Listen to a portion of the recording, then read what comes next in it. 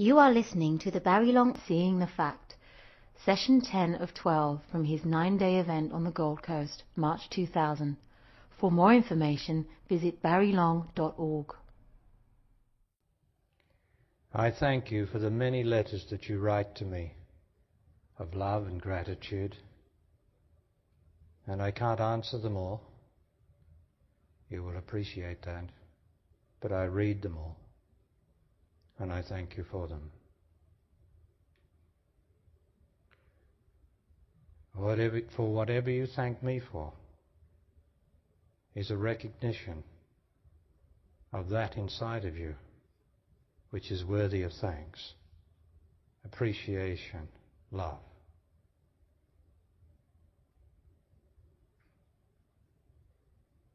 For I am nothing except the truth I am, and that truth is in you. And when you appreciate what the truth here is given to you, it is an acknowledgement of your own truth. That's the way the spiritual life works. What you acknowledge, you get. Once in a relationship you stop acknowledging. Once in a relationship you stop acknowledging each other.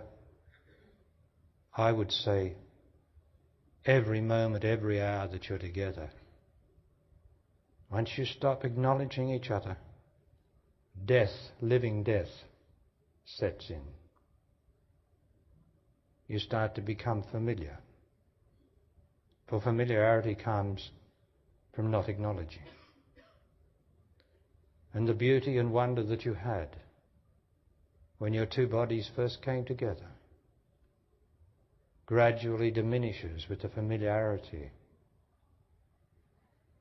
and the thinking that you know each other,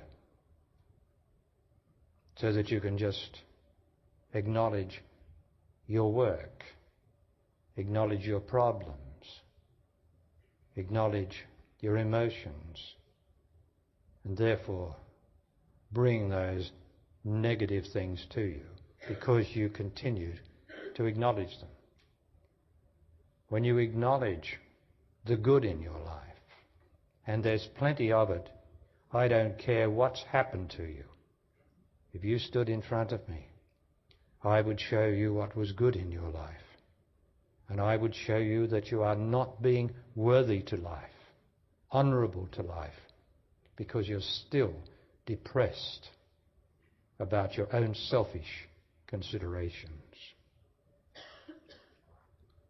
You are acknowledging the unhappiness in you, and therefore you draw more of the same to you.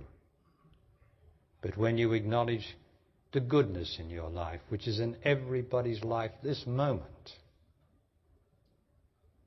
then that goodness, somehow or other, and we can't say how, returns to you.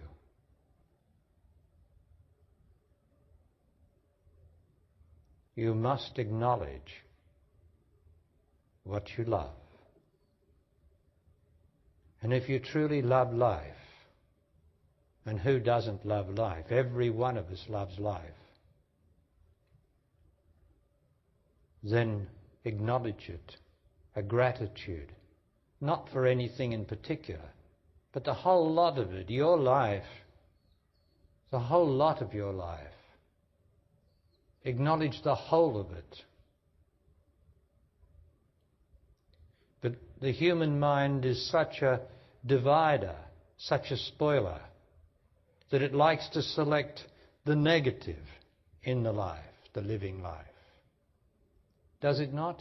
Does it not focus on your problem, on what you're depressed about, on what happened that disturbed you?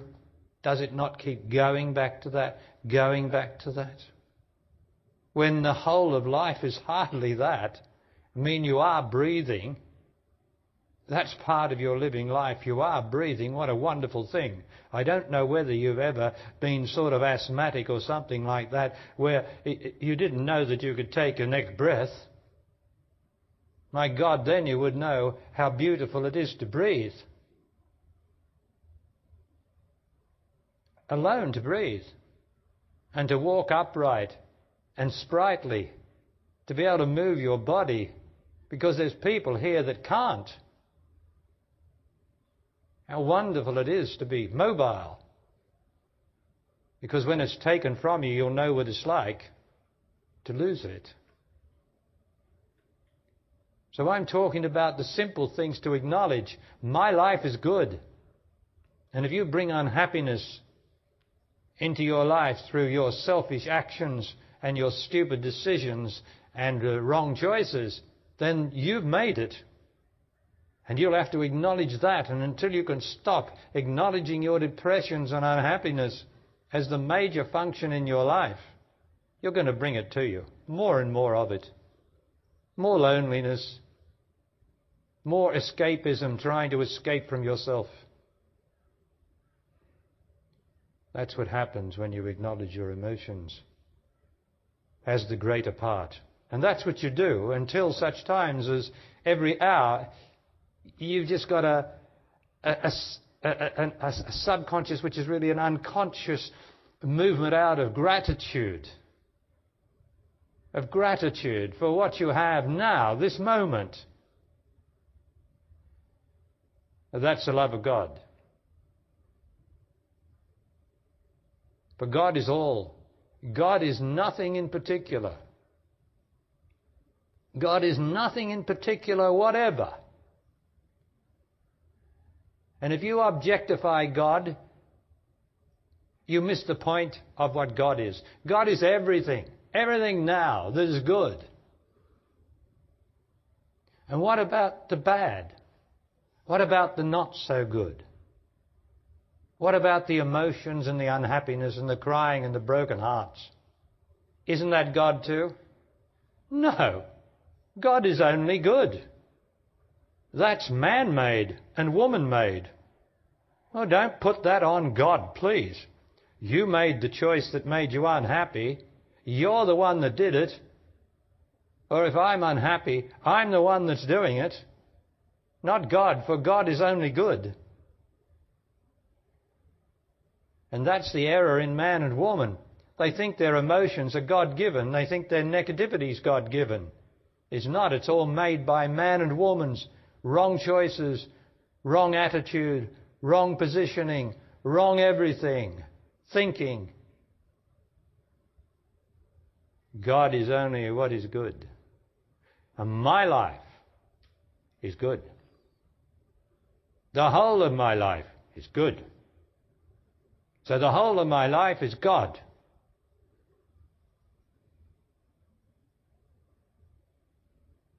That's acknowledging what is. And the whole of your life is good, and the whole of your life is God. But you want to focus on man-made and woman-made things, such as depression and unhappiness and loneliness. And because you can't face the fact of death, if you start mourning over the one who's dead, you can't face the fact that everything dies and you've got to do something, and you've got to hold on to the dead.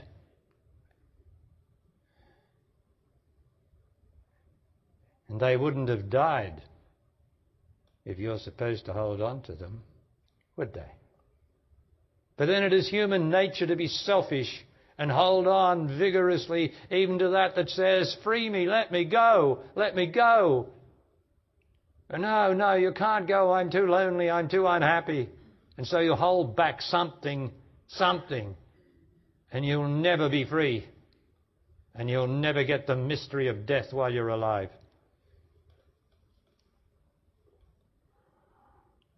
The mystery of death is life now. Now, this moment.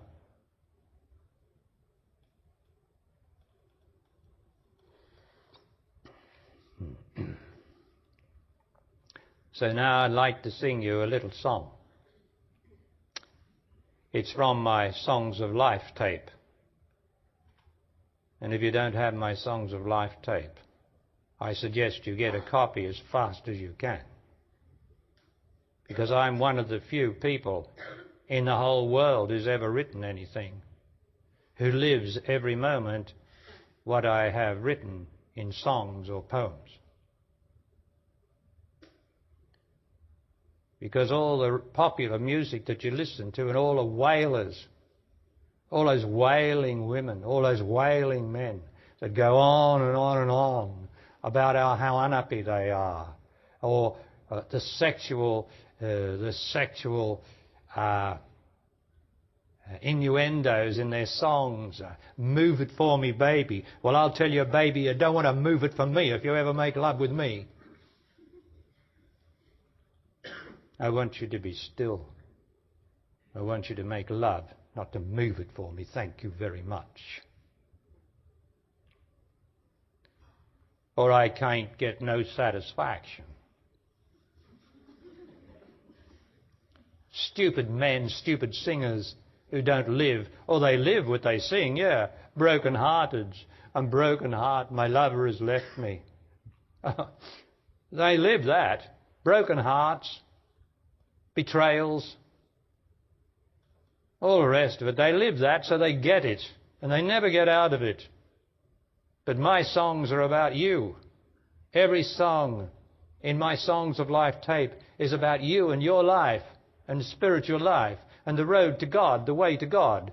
The road only be the diminution, the execution of yourself.